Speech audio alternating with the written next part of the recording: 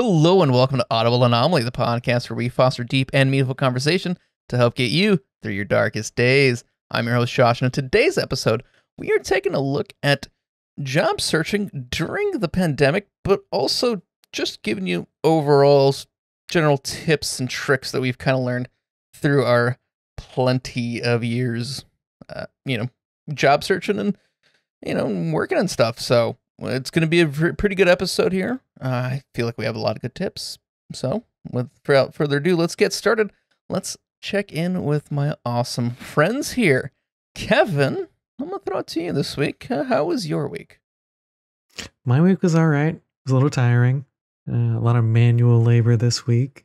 But that's just how it goes sometimes. And then my supervisor had his final day yesterday, which was bittersweet. I liked the guy. It was fun working with him for a little while.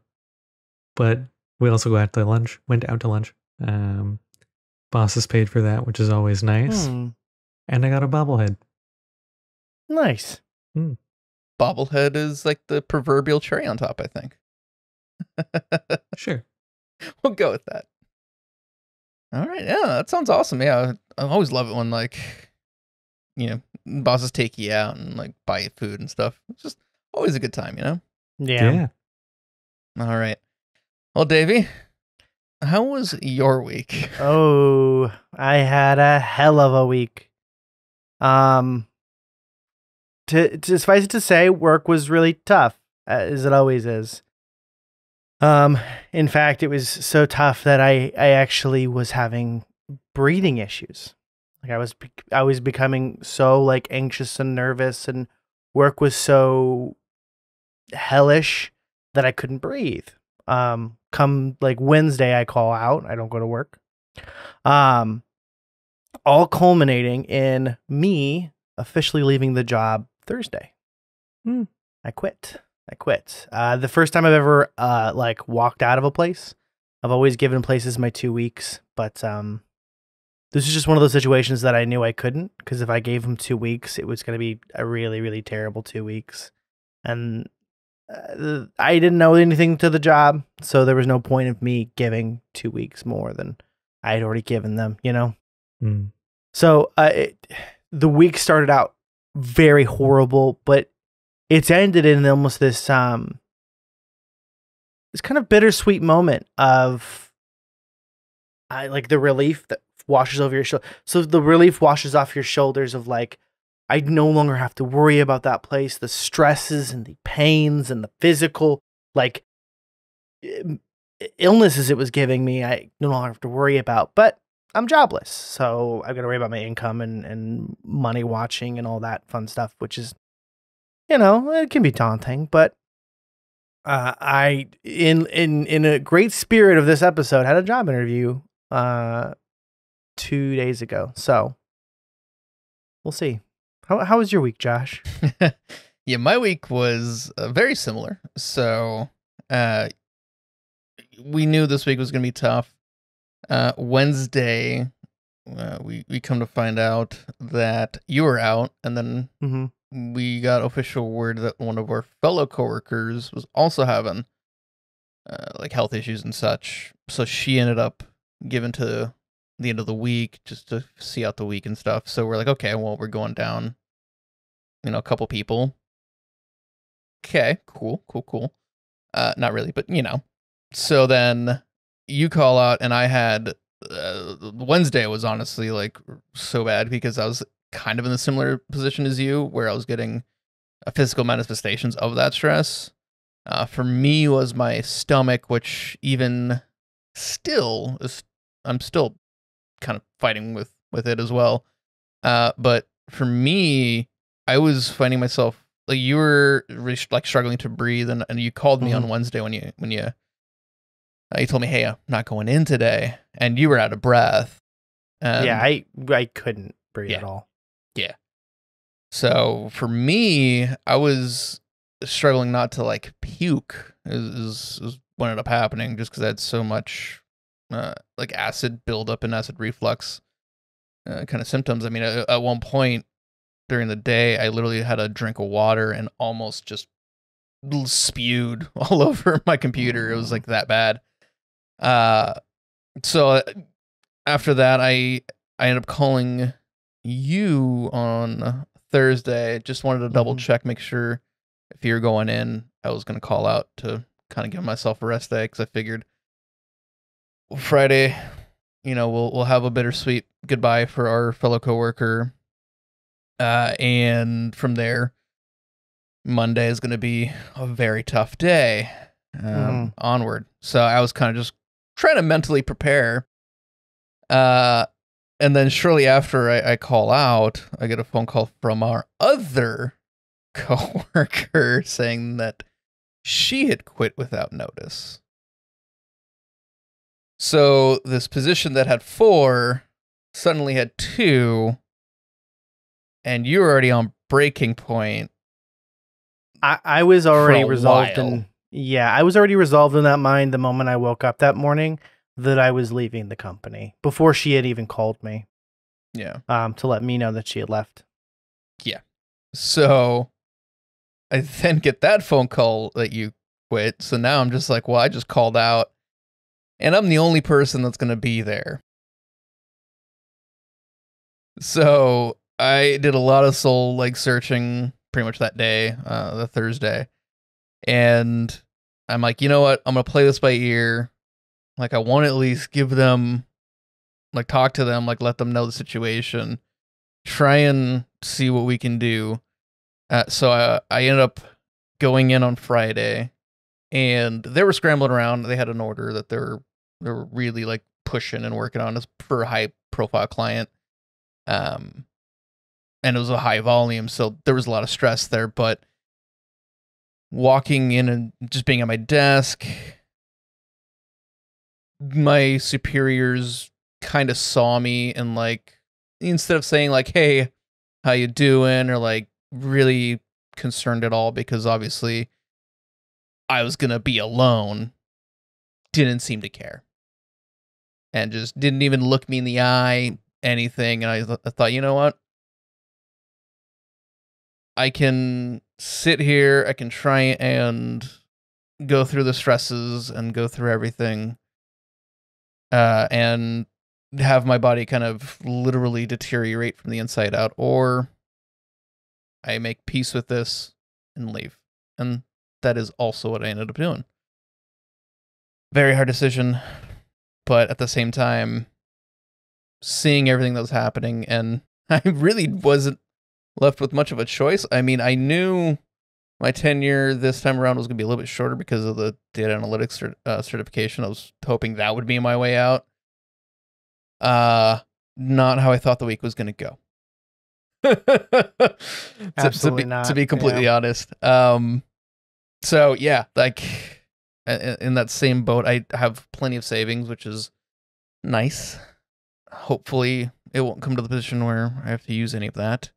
But much like you, Davey, I also had an interview, same company. I have multiple positions, with a friend, or a friend's company. The wifey works for them currently. So, and I know half the people from previous job experience, which is where I met my friend, who you may know as Aspiring Fate from our responses. So, yeah. So we both had interviews Thursday. Both seemed to go well.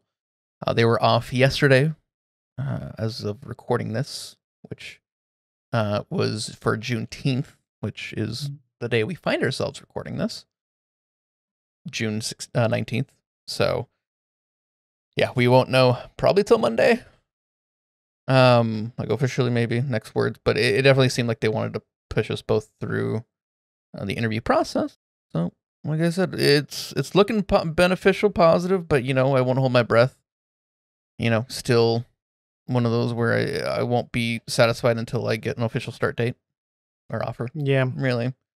But like I said, trending in the right direction, and yeah, just overall a little relieved. It's still a little bit fresher for me since, like I said, for you, Davey, you were already kind of in that mindset of, Yeah. Well, I think one of the big differences too is that like they had already let you go at one point, and I was still kind of there in the trenches. Yeah. And so like you were suffering with the company, and then they let you go, and then you had this period to kind of relax, get back in a mentality, and then go back to there, where I had to. The biggest problem with the company is that they loved to introduce new things to fix things. It happened almost every week. But none of it seemed to ever really work, or it was just too complicated, or no one would really teach you anything. So it was a very much like, oh, good luck. You got to get this right. If you don't, I'll be mad at you, but I'm not going to tell you how to get it right. And so it was just that constantly. And because it's such a high stress environment, everyone is stressed around you. And so that like camaraderie we felt when we first walked in, when we first started the job, wasn't there anymore because everyone was just upset and angry and stressed and worried, and like no one was happy anymore, and it really sucked the soul out of you. So I just had that 8 months of like this constant pull at me. Yeah, I at least had that time to reset and, like I said, come in with a bit fresher mind. I expected the worst, hope for the best. Somehow was worse than I could have ever imagined. But I feel like we'll touch on that at a later episode. I feel like we just need to kind of let things settle a bit, yeah. And then let our tempers obviously flare a bit, even though I'm not really angry or anything anymore. But just let it kind of sink in and move on from it, and kind of revisit it and re-examine it with a fresh mind. So that'll definitely be a future episode, and it's not really one where we want to like badmouth an employee or anything, because I hate to do that. But there was just a lot of anomalies that occurred working there. I feel it was a very unique place, and people especially. So yeah, that's our updates for the week. And now Kevin knows why I went with him first. Yep. Mm-hmm. So yeah. So job searching during a pandemic. This is something that we all recently have experienced. Some of us a bit more recent than others, for sure. Last week, I didn't think we'd be the ones that have the recent experience, but nevertheless, I kind of broke it down into 3 like overarching categories. You have your resume building, your job searching, and the interview process. And for me, I kind of think, at least the way I always try and like build my resume and such, resume building and job searching kind of go hand in hand, I feel. And then the interview process is kind of its own kind of section. So I guess we'll get started here with like the resume building. And then we'll kind of talk about like our experiences with, actually searching, for jobs. And we'll kind of go through there. So my main thing of like when it comes to resume building is starting with like just a very basic template of the positions that you've held.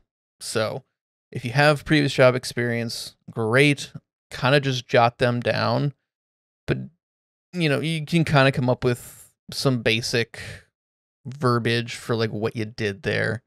But really, I feel like once you kind of get an idea of like what jobs you're applying for or would like to apply for, you then really start catering your resume toward those jobs. Use kind of similar verbiage because, and find experience in, some aspect or another of what that job that you're applying for kind of entails. I'm not sure what your guys' like thought is, or like what your process is, if it's any different, if it's the same. I mean, I do a lot of things, like a lot of the verbiage and words I use tend to cater towards the job I'm applying for. I have one template that I use. And I think one of the best pieces of advice I got from my brother when I built out my resume for the first time, or like when I built out a nice resume for the first time, a splash of color can go a long way. Having something just visually appealing can draw a potential employer's eye to it. Obviously, it's a little bit harder in the digital world where sometimes it's just robots searching through applications. But if it's getting on a desk, instead of looking at black and white like most resumes, if there's like a little bit of color, like I have like a couple lines of blue, one at the top, one at the bottom, it just lets it pop a little bit more. And people like that. Not a ton, just like a kiss. Yeah, you definitely want to be a little bit more gentle, like a kiss instead of a slap, you know? Yeah. For sure. How about you, Kev? Pretty similar. I'm not necessarily into the color, because a lot of this stuff will get printed out later, and then your colors are changed, because they'll probably print at grayscale. But definitely some design aspect, not just like block of text. But similarly, I figure out your job positions or your job titles and then describe them. I don't cater my wording so much towards the positions. Like, it works sometimes. It can be helpful, especially when they're just doing keyword searches or there's a robot doing keyword searches. Then you might even want to like hide an invisible text field and drop the job description in there. I know people have done that.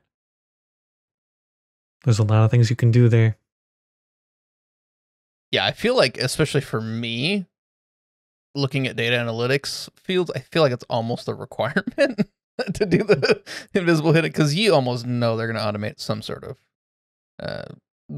thing there. But right. But like kind of using that as like an example of like, highlighting your ability and adaptability rather than like your actual experience, unless obviously there's something that's directly, relative or like related. So for me, I have a lot of customer service background. So if obviously I'm applying for a customer service position, I'm going to use that, like that experience. However, in something like data analytics, where I have more customer service background, but I can, it's one of those where you have to look at kind of a higher level overview of like what you're working on. So like with data analytics, you're working a lot with spreadsheets, and identifying trends, that sort of thing. So then I can look at my own background and know, when I was working doing some marketing stuff, we did a lot of social media stuff. I also looked at like customer feedback, and what I was doing was I was compiling all that information, finding any overarching trends if we're getting the same problems over and over, and then communicating that to the appropriate people. That's a form of data analytics, even though it's not per se in a data analytics position. So like being able to, let's say, bolster but not lie about your experience, or finding relevant experiences in other things, because a lot of positions, especially entry-level positions across the board, tend to have very similar skill sets in one capacity or another.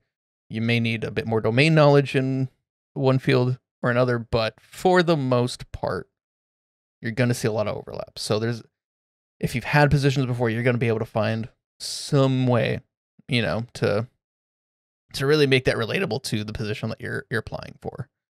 Yeah, I'm not sure if you guys have anything else. A little tip for my friends that didn't graduate college. An education section I think is important. I like to combine I do education and accolades as one category. And I will do relevant training from previous jobs in the education section. I think I have one line in there, training and classes through various vendors in that section, because obviously I can't pad it with a degree, right? But people want to see that you're, if the education line is there and you've got stuff there, it just kind of bolsters it a little bit. You're not lying about it. You do have training, you do have education, but it just makes it seem like you've gone above and beyond to study certain things, especially if you if I am looking for a specific career in an area and I've trained in another company kind of for their vendors, I can throw it in there, Yeah. Definitely. A resume is not just about job experience. Education belongs on there. Random skills, abilities, certifications, all that stuff belongs on a resume. But you might also want to consider, instead of changing the wording of your resume, explaining how your kind of unrelated experience is actually related in a cover letter. Then you can bring in not just what you would normally put on your resume, but random projects around the house or whatever you want, your hobbies. Great way to bring that in and explain in more detail. It's funny. I watched a couple videos online about people who will put D&D on their resume, and they'll say, I hosted and ran a community collaborative storytelling event and stuff like that. Problem solving and logic, and because D&D is that, but it does teach a lot about social skills. So definitely use your social hobbies as a potential to bolster that resume and that cover letter. Yeah. Oh, and volunteer experience also belongs on there. Yeah, absolutely. Definitely an emphasis on highlighting your ability, not just your experiences.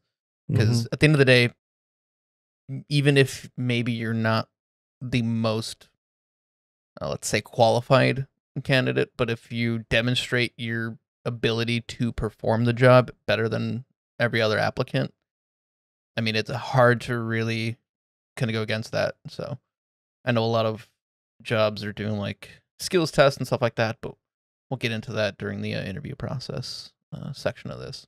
But yeah, so really just being able to, like I said, promote and show that you're able to do the job, and even just showing your willingness to learn. A lot of times, people are just looking for, especially, and it's kind of funny because especially when you don't have as much relevant work experience, or even if you're coming straight out of high school and stuff, a lot of these companies, especially in those entry level positions, kind of like that because they're able to mold you kind of toward their way of doing things and teach you kind of their ways. A lot of times when you have, let's say, 30 years of customer service experience and a company wants to hire you, well, you have all that relevant thing, but let's say for one reason or another, the way they do customer service is vastly different from anything you've done in the past. Hard to break those older habits. Not saying it can't be done, but so it's for those of you who are, like I said, not have much job experience or any really, look to that to be kind of your edge. You always want to find kind of that edge in one way or another in order to, like I said, get yourself in the door. Because really, once you get your foot in the door, the rest kind of takes care of itself after that. The other thing too is, and I know this is something that I didn't really think of when I was still first working, but not every job that you've had has to be on your resume. There are, I think, I officially only have 5 on mine, even though I've had technically 8 or 9 officially. One of them were more of a side job or a secondary job. But stuff like that where it's just not on. I'm not going to put that on my resume ever, really. I might bring it up in a story, maybe, but for the most part, not every job has to be on your resume. Yeah.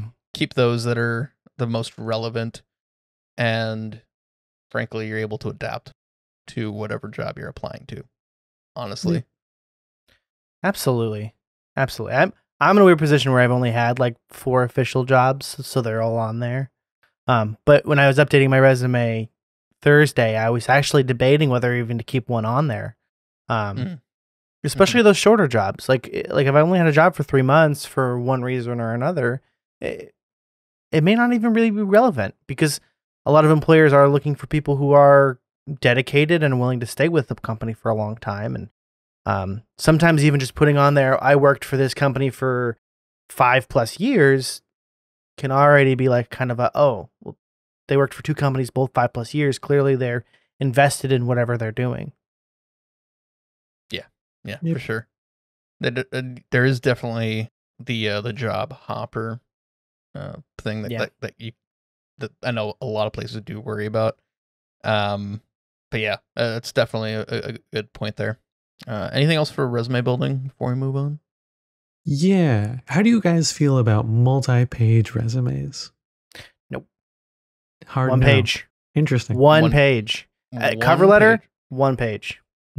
1 page, mostly because statistics have shown that even when you have a multi-page resume, the first page is the only one that matters, or tends to be the focused on the most.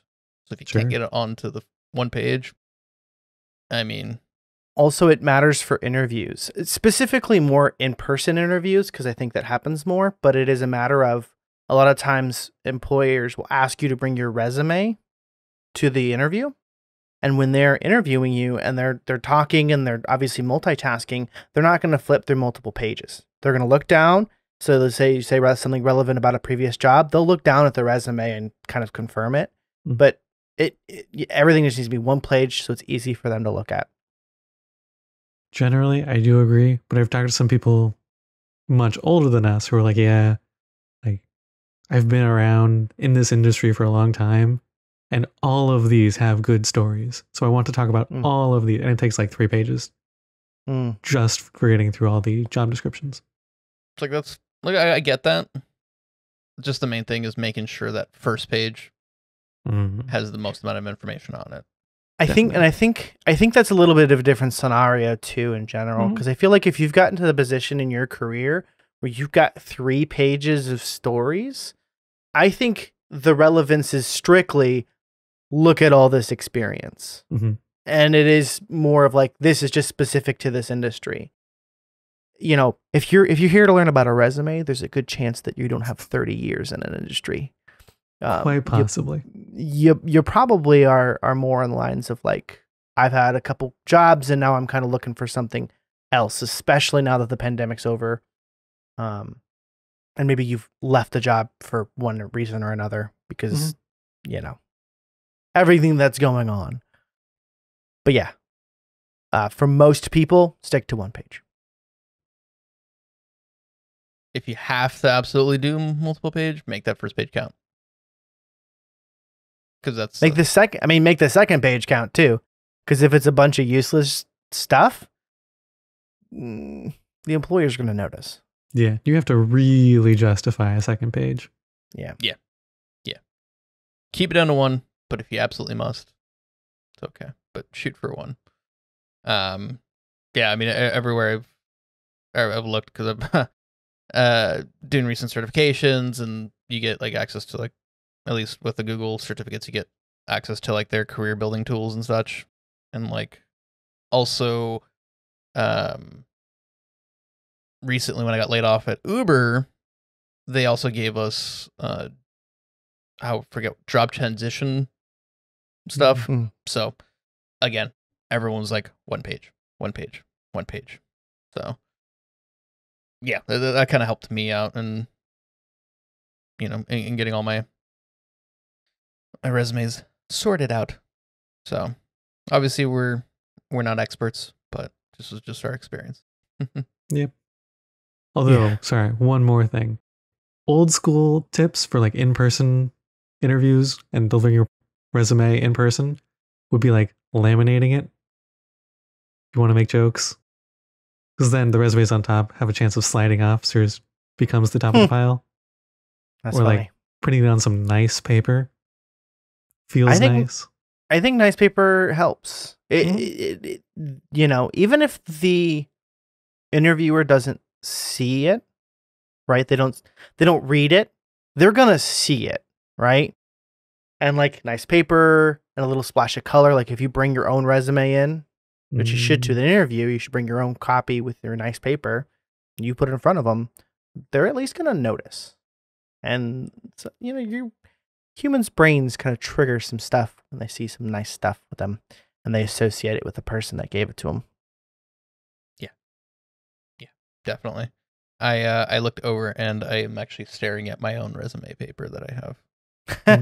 Just like an 80 pack of the resume paper. It's just a thicker weight paper. But yeah, it's slightly cream color. You know the one. Oh yeah. I do something really similar. Yeah, especially with the blue, it just pops on there so well. But yeah, I'm sure we'll think of more resume tips and tricks maybe later. But we'll get moving on to the next section, which is job searching.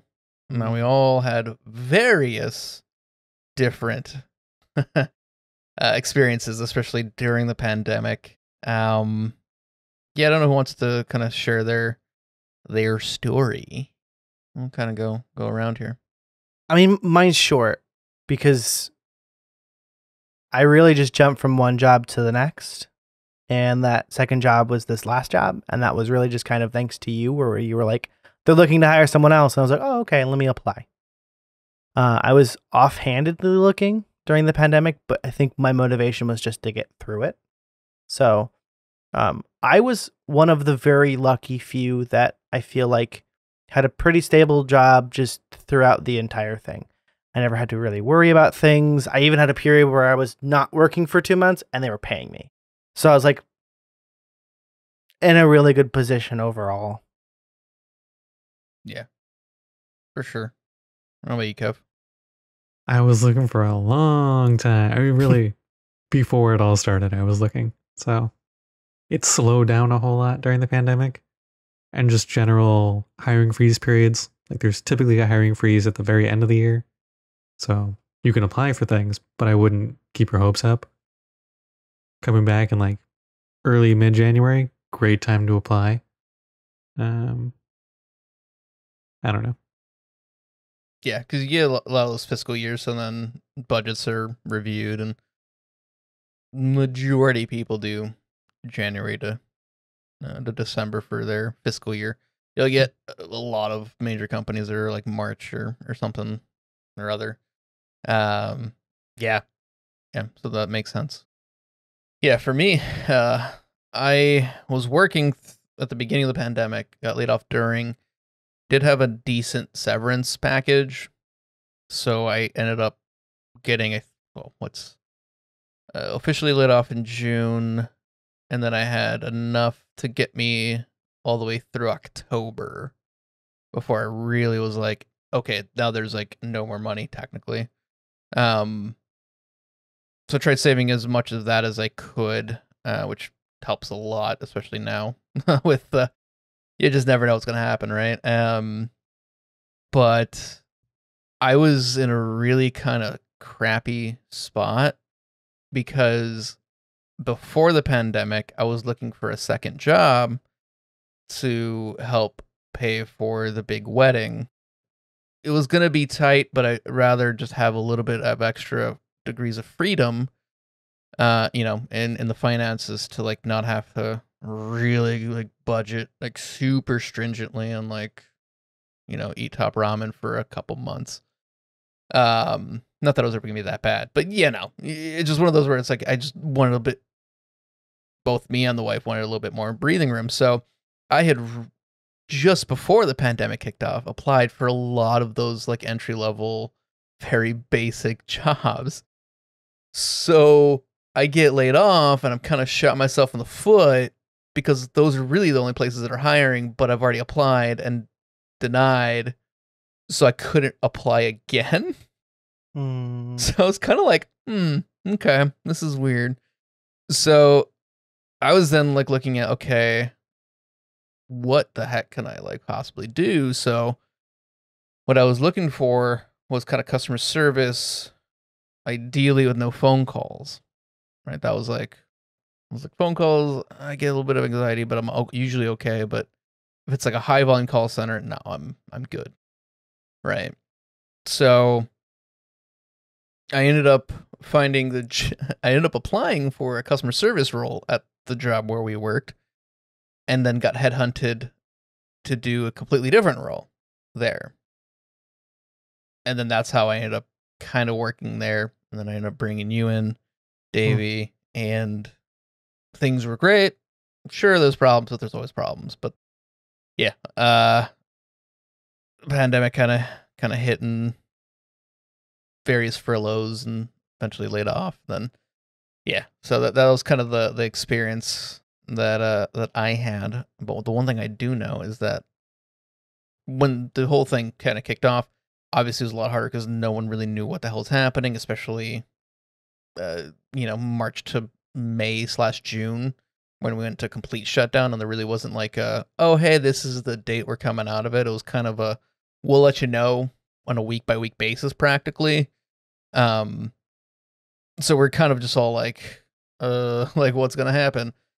Now is honestly such a great time because we're seeing, especially the last 2 months, it's been a trend where employers are struggling to find people applying to jobs.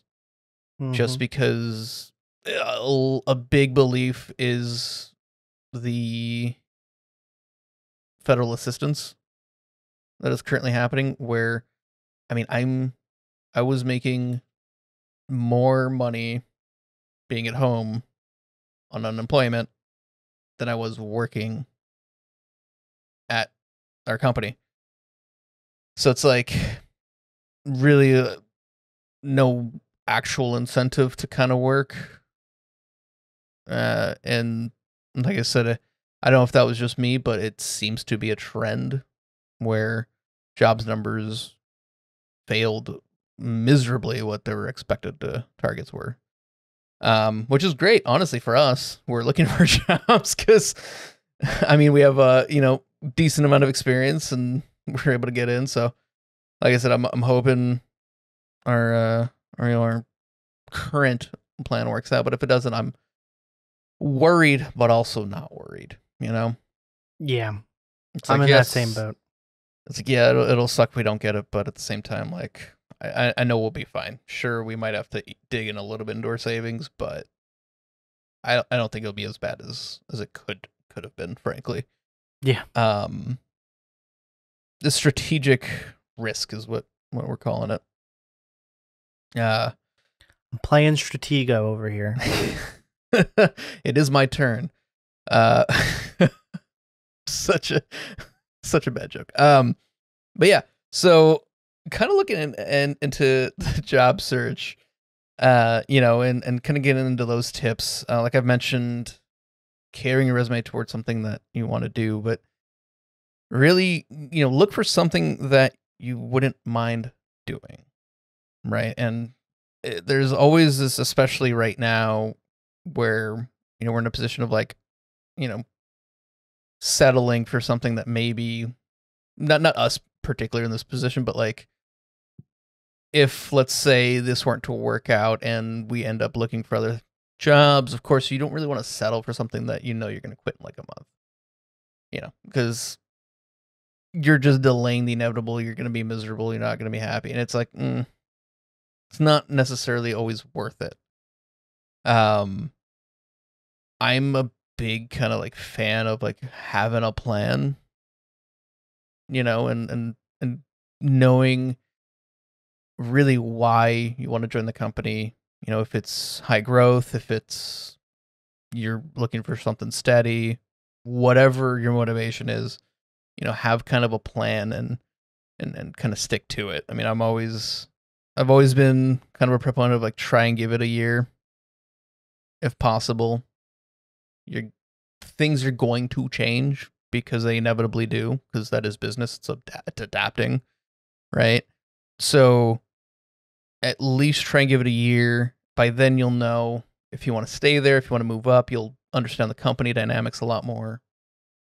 You'll know, right, what the position the company's in and what position you're in within the company. So you'd be able to at least assess, do you want to stay? Do you want to move up? Do you want to look for something else? You'll know by that point. The other thing that I like doing, especially I hadn't initially thought of it really, but when I heard about data analytics, the first thing I did was, hey, let's go to YouTube. Let's see if people are talking about this.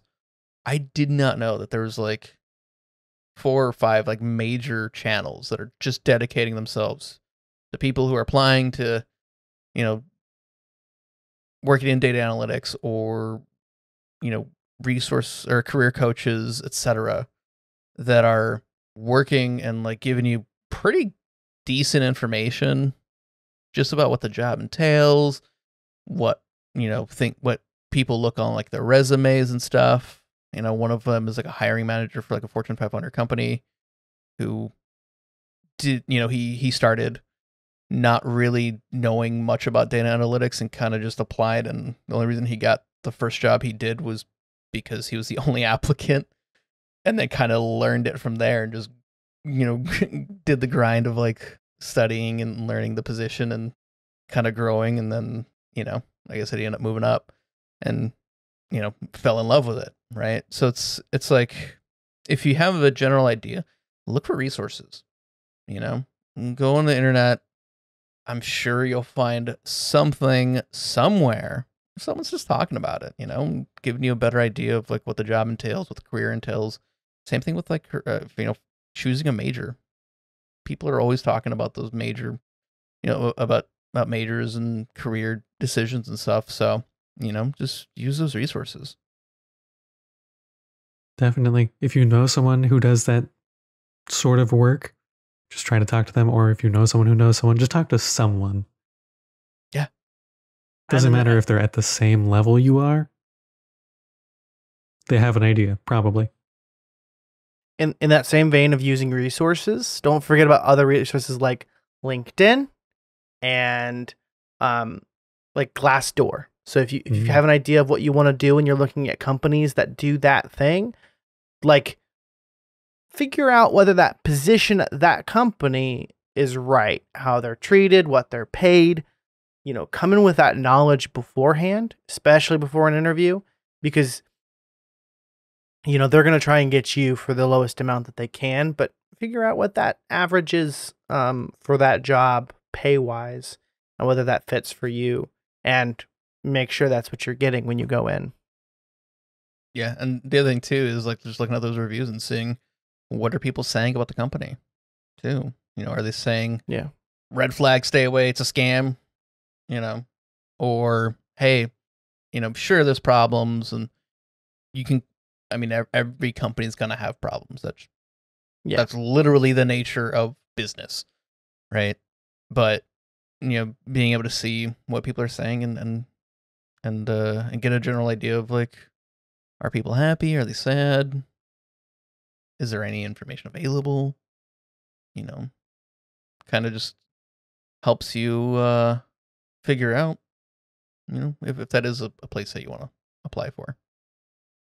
Yeah. Be very careful of some of the predatory employers. I don't want to say multi-level marketing. Obviously, like, don't do multi-level marketing because that was hell. But there's a lot of companies that kind of employ the same mentality. For example, there was a company that I think I worked a day and a half for. And their thing is, there's very specific words, and you'll notice them when you're looking for jobs, especially if you're looking for like a salesman job. You're going to be the GM in a year, or you're going to make $100,000 in a year. You're going to start out low, and then you're in a year, we're going to get you there. Not the case. It's not going to happen. Like, it's a bunch of BS to get a bunch of people in the door to do lowly work for really cheap. But the job that I had done, their whole thing was they made you dress up in a suit and tie and come into their office for 4 hours in the morning, and you had to learn their like method of sale to then go out to Costco and sell things in those little booths. Right? Like, that job alone isn't that hard. You're just pitching stuff to people and hoping to catch people who are interested, right? It's a little cold call sales in the middle of a Costco. But they build this whole idea and mentality behind it. And it was really just to get these naive people, these young people in, believing that they're gaining all this. But you learn more on the job, more than these little things. Plus, they wouldn't allow you to work until you like memorized all these phrases. It was really, really dumb. And there's no way you're going to be a general manager in a year. You're probably going to be stuck in the position for like 3 or 4 years. And if you don't burn out for some reason, you may make it there. But chances are you're probably going to quit in 6 months because it's going to be the worst job ever. So watch out for that stuff. If jobs are overpromising, like there's a good chance it's too good to be real. Yeah. Another tip kind of on the other end, if a job seems like too good for you, just throw in an application. It's free. Like, sure, there's a good chance you don't get the job, but there's not a 0% chance that you don't get the job. Throw in an application. Yeah, you're only guaranteeing that you're not going to get the job if you don't apply. Yeah. Like that one guy, he was the only applicant. Didn't have any experience. Ended up getting it. So you never know. You never know. Throw your name into the hat. Some companies, they may say, oh, we need 5 years experience, but they actually sometimes they want applicants who are willing to learn how they do things. And you can teach the person the best. They've got 0-year experience. Yeah. Yeah. Kind of going on to like what you were saying earlier with the booth at the Costco. I had a very similar experience with one of my previous employers where we were a system installer of a specific piece of tech. I don't want to like say anything more than that. I want to keep it as obscure as possible, but part of their technique of work operating was this notion of upselling, right? Oh, you're just upselling, it's okay. But part of the way we would like part of literally their process that was very shady was install a piece of software, or install your thing into the home, and then later do some kind of BS-ery around doing their process, and then try and upsell them, because the likelihood of them upselling when stuff's already installed is a lot higher. It's kind of shady, and I only lasted about a month there. Definitely not on the resume. But yeah, so you definitely want to look out for those scams. They're so apparent. Once you know. Yeah. Once you see a couple, you're like, okay, and then you kind of just comb through it, and you're like, nope. If the job is too eager to have you, it's probably too good to be true. If the job seems like, we only want the best, that's probably going to be a decent job. Yeah, for sure. Any other tips for job searching? Yeah, going back to, David mentioned it real quickly, requirements in the job listings. Sometimes they are overstating things just to try to cut down on who applies because they expect a lot of people. But sometimes the manager of the team that you will be working in will put in a request to an HR department, who then creates the job title and the job description and all the requirements. And they may not communicate perfectly.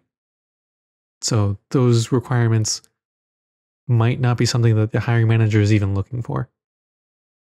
If you think you're an okay fit for it, go ahead and apply. Like you said, it's free. Worst thing that happens is they say no. Yeah. Yeah. Worst case, you forget about it, and then 3 months they call you back. That happened to me as well. At one point. Yeah. Best case scenario, you get your foot in the door and you get into an interview and you impress the pants off of them. Yeah. And speaking of interviews, thank you for that beautiful layup. Always looking out for you. So I can slam dunk that home. Yeah, looking at interview processes, a lot of times, I'm seeing a bigger trend of multi-interview processes. I know for at least the last full jobs I've had, it's been like there's an initial one. They maybe go over like just the very basics of the job, kind of just get a feel for your job experience, just talking to you, getting to know your personality a little bit before they actually get you in for a more serious interview, like a screener interview, typically. Like that's what I'm seeing like a lot of. But I'm curious. I know obviously Kevin, you recently got your position in electrical engineering. I don't know your official title for your job, but it doesn't matter if you want to disclose that or not. But how was that? Because obviously that is a little bit more, I imagine, a bit more intensive than a, we'll say, more entry level position. Sure, I'm a quality engineer 1. Okay. But this position was actually exactly like that. There were 3, and so it was a phone screener, I think, just to like have a rough idea of what my experience was. Wasn't a hiring manager, it was just an HR person, more interested in just getting the information. Then it went to first interview. There were 2 different positions, so I interviewed with 2 people at the same time. And that was mostly like a personality interview and a few technical questions in there just to get a rough idea. Then there was a second serious interview, and that was almost exclusively personality, but with different people. And then it went to an offer. But generally, yeah, you have a personality interview. For more in-depth fields, you have a technical interview as well. Another position I interviewed for was literally a 5-minute interview. I went in, senior person came down and said, hey, just gonna go through this real quickly. There are like 7 relevant math problems. If you can do these, we're pretty much going to offer you the position. So Wow. did those, got a tour. Nice. Yeah, I know one I mentioned where like they called me back after 3 months was for a I'm trying to remember what it officially was for. I think it's for a product trainer for like a vending machine company or something. Could not tell you the name of the company. I don't know. I don't remember. I didn't go with that one. But they had the initial like screener interview, and then they had like what was it? It was like a test kind of interview where they literally gave me like a stapled like quiz effectively. And they had like semi-relevant job things, but it was more of like a logic based type thing, a bit more advanced. So it was weird. I'm trying to remember exactly what it was. I want to say it was something like like a troubleshooting almost, but logic based troubleshooting for like an appliance or something. So they had that. I passed that evidently, and then they wanted me to come in for a follow-up interview, kind of just talking similar, a little bit of technical, but mostly personality. And then they wanted me to come in for another follow-up, just because the person that was supposed to be in that last interview, they ended up like calling out for some reason, or like they had a business trip or something, so they ended up not wanting or not being able to be there, so they wanted me to do it again. But by that point, I was already like, yeah, I already had to tell the other company that I accepted their offer, just because you guys kind of delayed, and I really wasn't expecting to even get a call back. So, but yeah, it very much was a process, which is fine. You know, you kind of expect that, especially like you mentioned, David. It's like if they're going to be a bit more particular with who they want to work there, of course, it's usually going to be a better position. Yeah. You know, because they're trying to narrow that down to who they want, you know, make sure that they're a good fit for the company, which is respectable. Not sure if you have anything else to add, Davey, for like your interview experiences and such. Well, I have the unfair advantage of being really good at interviews because they're just essentially performances that you have to make up on the spot. The thing with a lot of the times with the interview is, yeah, they're going to ask a lot of questions about technical stuff potentially, but if you can get the interviewer to like you, you have a leg up. So sometimes it's just a matter of being charming and likable and relatable. So my like biggest advice for interview stuff is employ techniques of just generally making friends in the interview process. If you can get the interviewer to talk about themselves or the job or what they do, always a great sign. Say their name a lot. Learn their name, say it a lot. They'll like you. Weirdly enough, for guys, talk at a higher register than them. If you can make it sound natural.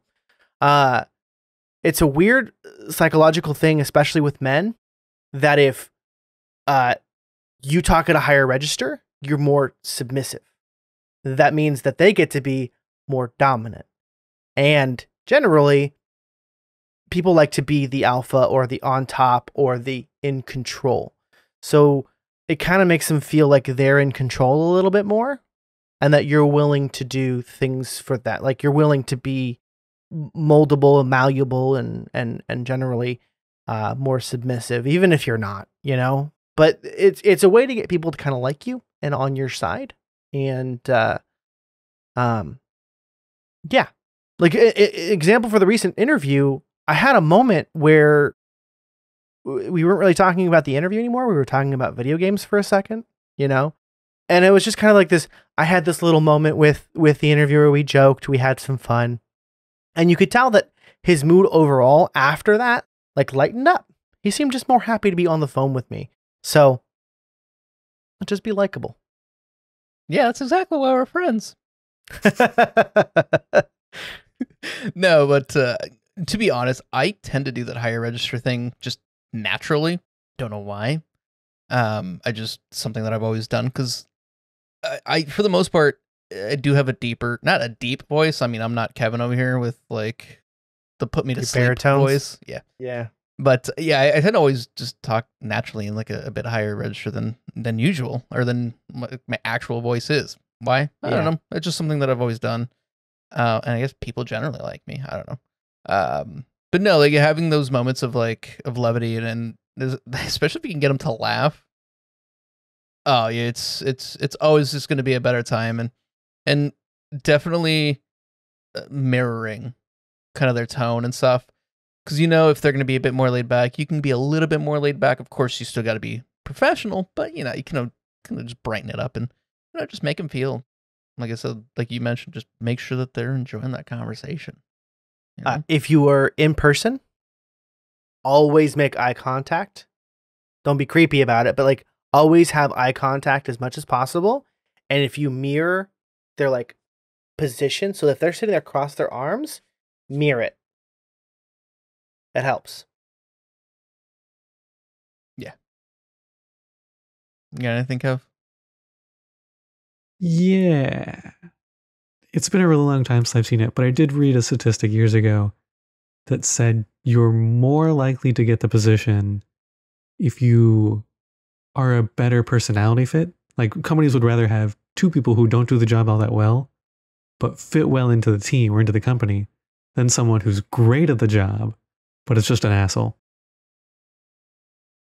So don't worry too much about experience. If you can create that connection, it is extremely important. Showing how well you can communicate, I think, is above all really what people are looking for, frankly. Because even if you don't know a lick of whatever the job is going to be, but just them knowing that, hey, you're a great communicator and you're willing to learn, it's hard to really, really fight that. Oh man, I just had another one. And I just forgot it. So whatever. There's also a little bit of a difference between random interviews or like interviews that you go out and search for versus referral interviews, which is kind of what you guys are doing right now. Like you have some rapport already with a referral interview, whether you know that person directly or you know someone they know. That gives you a lot more credibility. And you don't have to worry quite so much about creating that connection or displaying your technical prowess. Like there's some faith there in you. So always go for that if you can. Yeah, making connections wherever you go, because you never know. Like, like Davey got to your job, to the job because I was there and because we met before, and we're all here because we all met at a previous job. So it's like you just never know who who you'll become friends with, and it'll take you into wacky and fun places sometimes. Sometimes it'll work out, sometimes it won't. That's okay. Yeah. Never hurts to try. Exactly. Yeah, the last thing that at least I know I want to touch on is just having those answers to some of the most common questions that you're going to get. I laid out, there's 9 of them that I have here. I'm just going to run through them real quickly. The first and the foremost is always, you're going to get this one, I think, no matter what. It's literally, tell me about yourself. So my tip for this is usually, what is the job you're applying for? How can you make it relevant? They don't want to, really, that's all they're looking for. How is what this person is telling me going to be relevant to the job that they're applying for or that they're going to do? So for this interview that we just had, me and Davey, it's customer service based. It's a bit more technical. So I literally just highlighted everything that was technical and customer service based, and touched on that and highlighted that, hey, like I've already kind of done very similar work to this, if not the exact same work, with a couple of the people that, if we do get the job, we'd be working with. So, being able to tell the story of yourself, and more importantly, how it relates to the job you're applying for. And even if it doesn't, even if, like for me, where you're doing a career kind of change, tell the story as to how you got to, in my case, what happened that made you interested in data analytics, So for me, it's like, I did this, and this in other jobs, not realizing it was part of the data analytics, and just building that story as to how you got to the position where you currently find yourself in. I think that's the most important thing. The next 2 are kind of very similar. It's A, like, why do you want this job? And B, why should we hire you? I feel like they're slightly similar, but also a little bit different. But I've always told myself, and I even told you, Davey, when we're going in, never like badmouth previous employers. Because if you're badmouthing an employer here, the likelihood of you badmouthing them in the future, if they do hire you, is probably high. So position it in a way where you make it positive, you spin it. So yeah, we're just looking for stability and growth within a company. Pandemic's obviously been very hard on a lot of businesses. I'm just looking for somewhere that's stable. I know a lot of people that do work there and they speak very highly of it, and they've been trying to get me to apply for a while. So, finally, found myself in the position where, hey, I'm ready to give it a go. I dropped I'm just looking for a job more in my field and with people I'm more comfortable with. Yep. But yeah, just finding the ways to spin it in the positive, never in the negative. The next 2 are also, I'm actually surprised we didn't have to, but I think that's, again, because we were more of a referral. Oh, I got these questions. Oh, I didn't. Yeah, I got these questions. I didn't. I was like ready for it, like especially the second one. That's always the one I struggle with. Maybe that's it.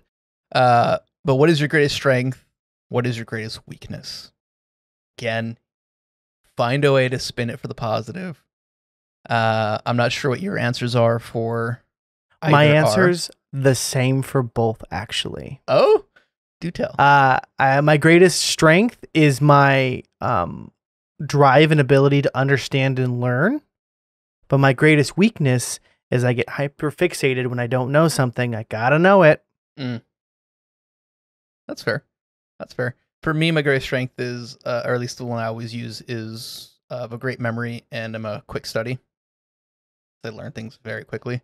My greatest weakness is I find it hard oftentimes to say no, especially when it comes to helping people, because I've been ingrained ever since I was a Cub Scout, help others, you know? So sometimes that can come at the detriment of, you know, performance or work or not getting stuff done, but always find a way to make sure everything gets taken care of. Yeah. How about you, Kev? What are yours? Mine are pretty similar to Davies. Greatest strength is that I will figure this out. Greatest weakness is that I may not ask for help to do it quickly. Just going to try to do this on my own. Yeah. Yeah. You gotta, and that weakness one, you know, you have to be kind of honest. Like, it has to seem like a weakness, but also something that it's like, oh, okay, clearly this person is dedicated in their weakness, or like there's some willingness in this weakness. Yeah. Highlight the silver lining to it. Yeah. Yeah. It's something like, you know, maybe you're working on it, you know, and overcoming it too also works as well. You know, that definitely, like I said, finding a way to spin it for the positive is always kind of the safe. It is a safe answer, but at the same time, as long as you're able to back it up and have it be true, I mean, yeah, you'll be fine typically. Kind of relating to what we talked about earlier, the next question is, why do you want to leave or have left your most recent job? Again, finding a way to spin that for the positive. Not, hey, they were a toxic piece of, you know, garbage.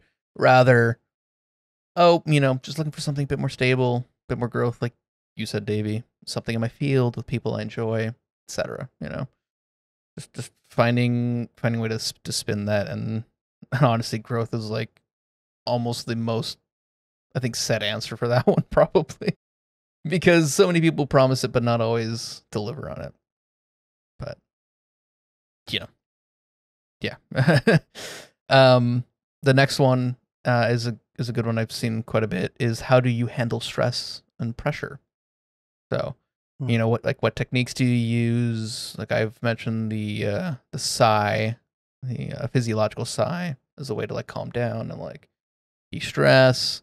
You know, what we've talked about before in previous episodes, in the Q&A episode, about, you know, how we kind of de-stress after work, you know, doing video games, music, etc. But yeah, like, you know, just in general, having the answer to that question usually is pretty good. Another one I see a lot is describe a difficult work situation or project and how you handled it. So this one is usually a story. I tend to have the one that I always go to. It's still a wild story to me even now, and it was probably 7 years ago, maybe.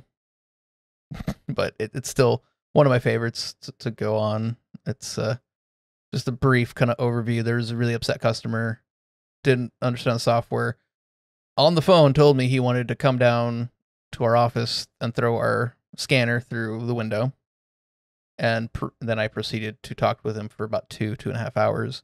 Taught him the software. He's very grateful, etc. You know, so that's always my favorite one. But yeah, just difficult situation and how you're able to overcome that. Yeah, on this one, with entry-level positions, it's okay to not tell a work story, like school, general life. Like you aren't expected to have a ton of work experience or relevant work experience. So it's okay to bring something else in. Yeah, absolutely. You know, was there a school project that you worked on, or, you know, APs? Maybe you had some exams for APs. or whatever, just a difficult challenge and what you did to get through it. Definitely. And then the last one, what are your goals for the future? So, like I mentioned, always have a plan, right? When looking for a job, you always want to be there and grow, ideally with a company. I mean, I think that's everyone's kind of overall kind of goal, you would hope. But yeah, if you're able to give a more concrete answer, then go for it. Do you want to be a manager? Do you want to be a trainer? Do you want to be, maybe not necessarily say you want to be stuck in the same position for the next 5 years, but just find a way or something to kind of grow within the company. Like for me, I know the position, or the company we're applying for, they have a data analytics team. So that might be a potential room for growth for me within the company, but you never know, anything else you guys want to touch on over the interview? Sure. Or anything at all? Some common advice is to ask questions, prepare something big, small in advance, gets them talking about themselves or the company, and shows that you've put in a lot of thought to this. You're really considering who that company is and if they're the right fit for you. Yeah, I always like asking them, what are the next steps from here? Like, where do we go from here? Or also like how I sometimes if I'm able to, I'll flip the script on them. Like, how do you like working here? Mm-hmm. Don't be afraid to ask about payment. Don't be afraid. I mean, because that's gonna be like part of it, right? Is especially the higher you get in your job life, right? Your career, that salary will be more negotiable, right? A lot of the entry level stuff is kind of hard to pitch because a lot of it's like, well, this is the set amount and this is just what we pay.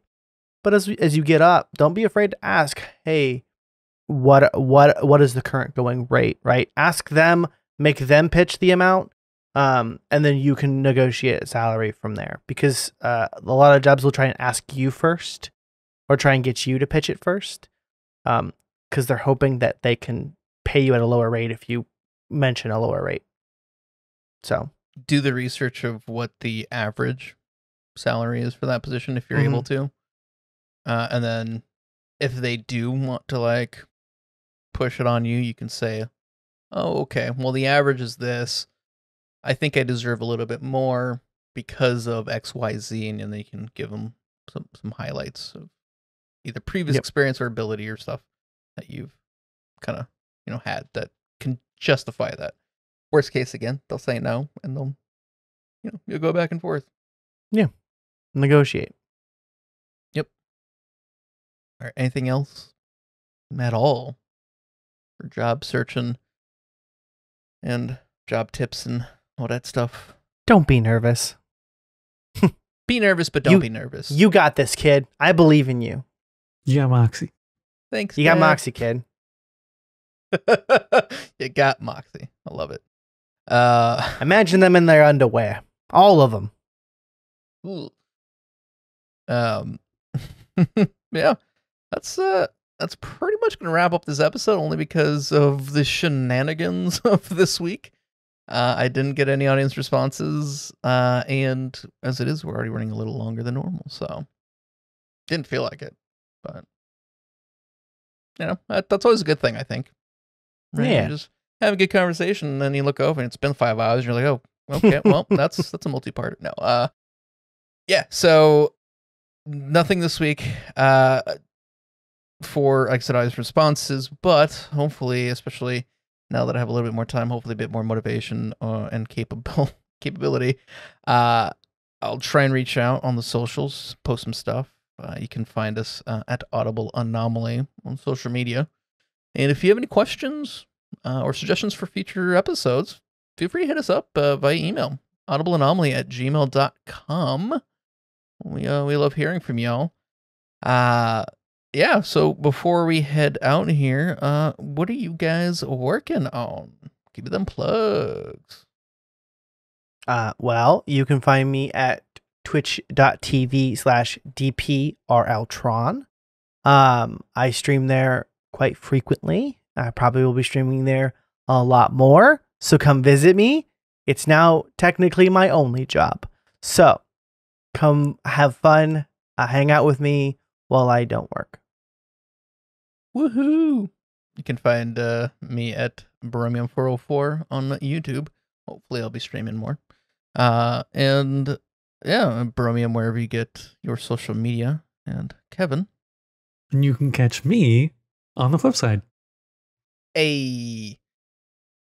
Next week, we have a little bit of a lighter subject just because I feel like we kind of need it right now. So we're talking about our bucket list items.